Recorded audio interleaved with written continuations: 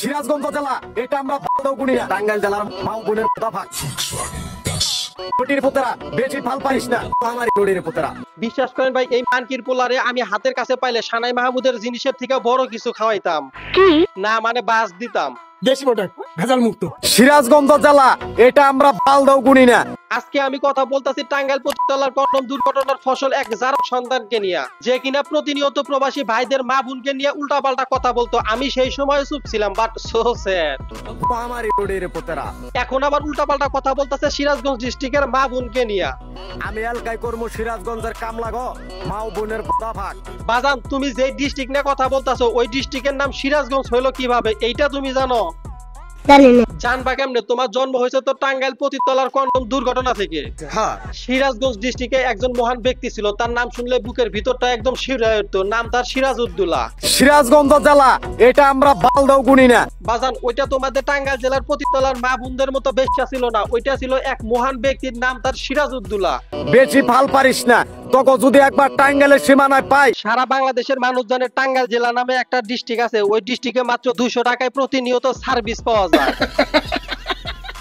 সারা বাংলাদেশের যুবকদের মাথা গরম হইলে তোমাদের ডিস্ট্রিক্ট টাঙ্গাইলে গিয়ে মাত্র 200 টাকার বিনিময়ে তাদের নাপাক পানি ফালায় আসে।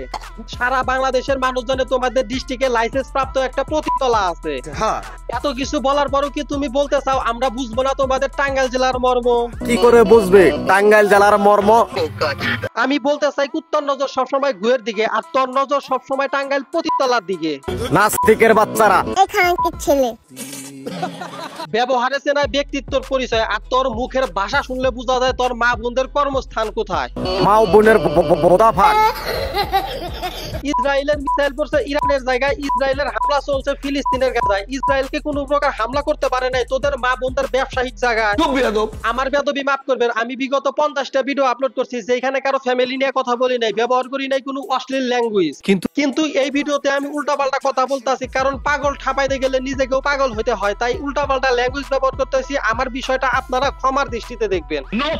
1971 সালে দেশ স্বাধীন হওয়ার আগে পাকিস্তানিরা আমাদের কাছ থেকে যে সমস্ত জিনিস নিয়ে গেছে, বিশ্বাস করেন ওই সমস্ত জিনিস এখন পাকিস্তানিদের ঐতিহ্য হয়েছে। আর আমাদেরকে দিয়ে গেছে টাঙ্গাইল ডিস্ট্রিক্টের পতিতলা নামে এক প্রতিষ্ঠান, যেখানে সার্ভিস চার্জ মাত্র 200 টাকা। ও যা বলছে সব মিথ্যা কথা। বলতে বলতে ভিডিও শেষ পর্যায়ে চলে আসছি। আমি বুঝলাম না তোমরা ভিডিও লাইক বাটন এবং সাবস্ক্রাইব বাটনের উপর ঝাঁপায়া পড়তাছো না কেন?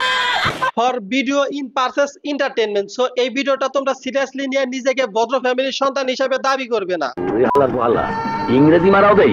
এই ছিল আজকের ভিডিও। ভিডিওটা কেমন লাগছে কমেন্ট করো, ভালো লাগলে লাইক করো, ইউটিউব চ্যানেলটা সাবস্ক্রাইব করো, আর হ্যাঁ ফেসবুক পেজ থেকে ভিডিওটা দেখলে ফেসবুক পেজটা ফলো করে পাশেই থাকো। দেখা হবে পরের কোনো ভিডিওতে, ততক্ষণ ভালো থাকবে, সুস্থ থাকবে, আল্লাহ হাফেজ।